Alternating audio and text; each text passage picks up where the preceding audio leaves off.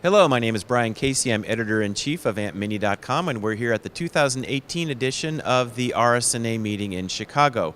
We're here right now with Kim Garriott. She is principal consultant at the healthcare IT consulting firm Logicalis.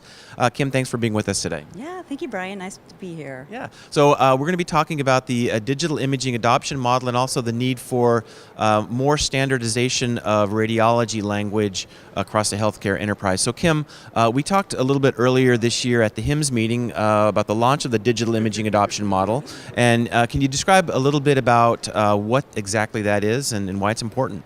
Yeah, so the DIAM, or the Digital Imaging Adoption Model, is a HIMSS analytics maturity model, similar to the EMR adoption model that we have to measure our maturity and our adoption of how we use the EMR. We are developing an enterprise imaging version of the digital imaging adoption model to be introduced across the globe in early 2019. There is a radiology version that was introduced in 2016 in Europe, so if you want to measure your maturity and benchmark how you're doing against your colleagues and what the industry of clinicians think an organization should be doing with radiology maturity, that will be available to the North American audience here in 2019 as well. Okay. So when we talk about maturity, basically it's kind of a quantitative way to measure how well we're doing with adopting digital technologies. Yeah, absolutely. It's how well we're adopting the technologies, how we're securing that information and the acquisition of that information, how we are leveraging the analytics, and how we'll begin to use that towards our goals in precision medicine and machine learning.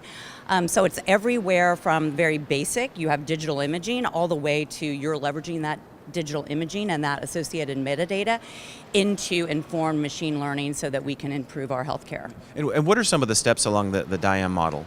Yeah, so some of the steps are, we've got the beginning where we don't consider it an enterprise model until you have 3 or more service lines that are contributing images into not even a centralized repository in the beginning, but you're just collecting them digitally and you're managing them. And then as you move up the ladder, it's an 8-stage ladder, if you will, that gives you a roadmap of what you should be looking at and when on how to move through the journey. But then when you get up to the higher levels, like stage 4, we expect the organization to have a centralized repository for all of those images. And then when you get to stage 5, we expect you to have more than 5 service lines contributing in. So as you grow, as your maturity grows, then we're looking at you having more widespread adoption of standardized processes and standardized practices to be able to manage that data through its life cycle in a more informed and structured way. Okay. And so you said this will be going live in the early part of 2019? Yes, so the radiology version is available in different geographies around the world, but it will be formally available in North America in early 2019, and then the enterprise imaging version will be released at the same time. And myself and colleagues around the globe have been meeting on a weekly basis, literally for the last 18 months, to create this form and the survey of questions that organizations will answer to help them be measured. And we're in pilot with that right now. We'll finalize the survey here over the next few weeks, and then in early 2019 it'll be available for everybody. Great. So if somebody wants to get involved, if they want to measure their progress, what should they do?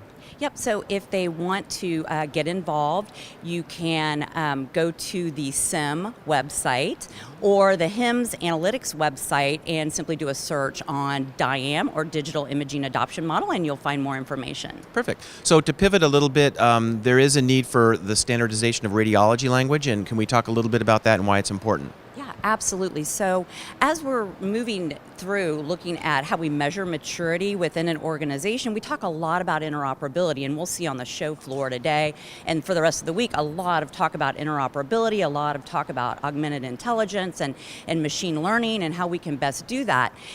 And while there's this focus on interoperability, we still seem to lack a focus on the actual data and what the standards of that data will be. And there's numerous data standard models for us to learn from, whether it's RADLEX as we're looking at radiology labeling, or it's LOINC, or it's SNOMED CT. There's a myriad of different standards out there. But as we move into the enterprise, they often, as we are acquiring those images, there's not a good standard for what is this part of your hand called, right? So dermatology has that. But to get to true interoperability, some of us believe that we really need to start paying attention to, can we just call perhaps ahead, and ahead, regardless of what organization is actually acquiring the images, or what service area within that organization is acquiring the images. So to get to true interoperability and to have true apples to apples comparison, as we're starting to do much more machine learning, we've got to get to a point where we all start using the same words. Okay. And so what's being done in that regard? So in that regard, we're starting to look across the enterprise, working with organizations. Keith White has a great organization, I4, and he is working on interoperability standards. Also working with, later this morning, there's or tomorrow, there is a session on Radlex and Loink and what they're doing in that. So we're trying to have a grassroots motion of individuals that are already involved in these different standards and bringing them all together to see if we can drive consensus to be able to have a standardized medical vocabulary dictionary. Perfect.